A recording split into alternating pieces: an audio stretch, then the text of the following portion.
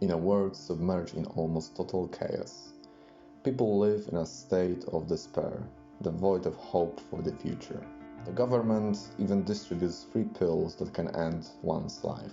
The reason for this bleak state of affairs is the fact that all people have become infertile, resulting in no children in the world.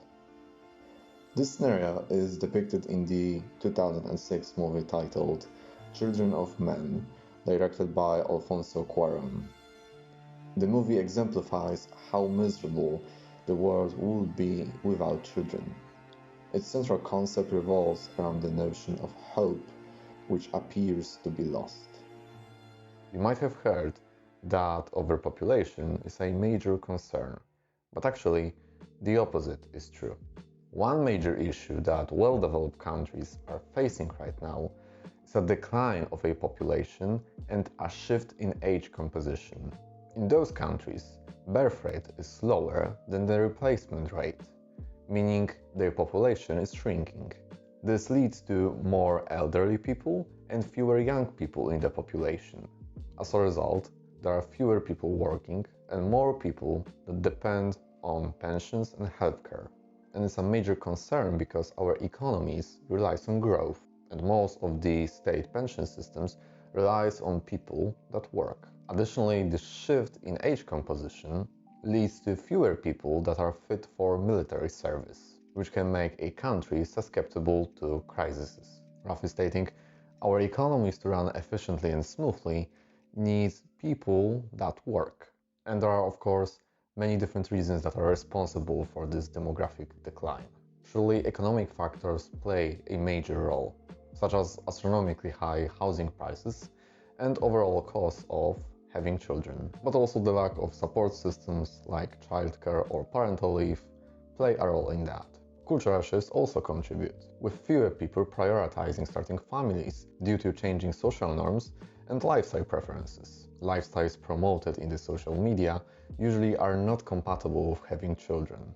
There's a strong ideology of professional success, and creating a family with a bunch of kids is not considered a success in this sense. Also, activities that are promoted in our pop culture include traveling, having a lot of free time, and not being responsible for anything. Simply put, we live in a culture where happiness and not having any responsibilities is the most desired thing by many. Demographic collapse could become a serious issue in the next 50 years, so potentially even faster than the consequences of the climate change. Overall, it seems like a significant problem that needs attention. Yet, in today's philosophy, there's an idea that having children is unethical. This idea is referred to as antinatalism. At first glance, it seems like a childish idea, but there are some arguments that are worth considering. Antinatalism is a philosophical position that views bringing new life to the world negatively. Antinatalists argue that people should refrain from procreation because it is morally wrong to bring new human beings into existence. The fact is that this perspective is gaining traction among the people that view life negatively. It presents an objective possibility to view life as something evil, which is why individuals that are depressed, generally unhappy, and people that don't see any meaning to life tend to be proponents of antinatalism. The advocates of that view in general claim that life is something not worth living. Importantly, this forms a crucial premise in the antinatalists. This view is epitomized by David Benatar, a South African philosopher that authored a book called Better Never to Have Been. He argues that it's preferable never to have been born, and that coming into existence is always a significant harm. Benatar claims that the quality of life is generally negative, and to avoid suffering, one should avoid existence. And as newborn people will be sentenced to misery, according to Benatar, it's morally evil to bring them to life. So let's now see two arguments that are used by antinatalists. First one invokes climate change. Bringing more people into the world contributes to the increase of carbon emissions and resource consumption. Each additional person adds the demand for food, energy, and other resources. By refraining from procreation, individuals can reduce their carbon footprint and lessen the strain on the environment. But the main argument centers around suffering. Antinatalism argues that bringing new life into existence inevitably exposes them to various forms of suffering.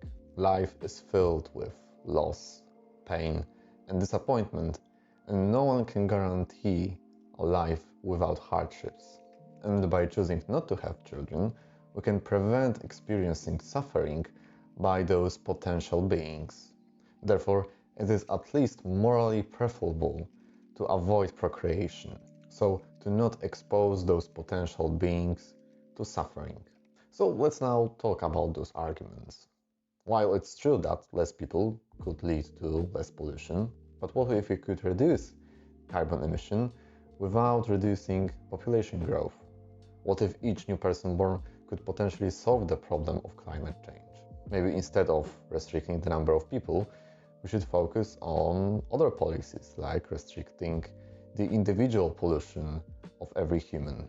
This argument, of course, overlooks the whole range of values to consider. While climate change is one concern, perhaps the variety of experiences that individuals bring to life outweigh the risks related to climate change. So maybe this variety of experiences that every person can potentially have outweighs the cost of increasing the mean temperature on our planet by some value. Let's now confront an argument focused on suffering. Of course, it's pretty easy to challenge the general claim that life is suffering. All we need to do is to find one example of a life that is not suffering. Personally, I don't perceive my life as constant suffering, so the general claim cannot be true. Maybe it's a matter of probability, where there are values associated to happiness and to suffering. However, by not existing, you eliminate the opportunity for happiness. So perhaps it's worth giving life a chance. Viktor Frankl, a psychiatrist and Holocaust survivor. He developed so-called logotherapy, a form of psychotherapy which is based on a belief that the primary motivation of human beings is to find meaning to life. He observed fellow prisoners in Nazi concentration camps. His conclusion was that those who found meaning were more likely to survive. According to him, finding meaning in life is always possible. Even in a Nazi German death camp, finding meaning and taking responsibility for your actions are crucial for survival and fulfilling life. And life with a meaning is always a life worth living, regardless the suffering. Another perspective. Life is the only source of values. And of course, we have moral values. And according to antinatalists, we are committing moral evil when we bring life to existence. But maybe this richness of values and the richness of experiences that one can live through are outweighing this moral consideration, as life provides opportunities for love, small acts of kindness, justice, growth, learning, and many other things. And by not creating life, we are decreasing the amount of values in the world. Demographic collapse is indeed a serious danger. The prevailing anxiety about life and the search of meaning in today's Western world have contributed to the rise of the antinatalism view, which deems creating new life as immoral. However, the arguments supporting this view are not very convincing, since the most serious one uses a premise that is very hard to defend, mainly a premise that life is suffering. Therefore, it requires from an antinatalist to agree that life is indeed full of misery. That's why, unfortunately, people that are depressed tend to lean towards antinatalism. Therefore, the entire concept heavily relies on the emotions and personal perspective on life held by its advocates. As depicted in the movie Children of Men, hope perseveres in the face of adversity, reaffirming the value of life itself.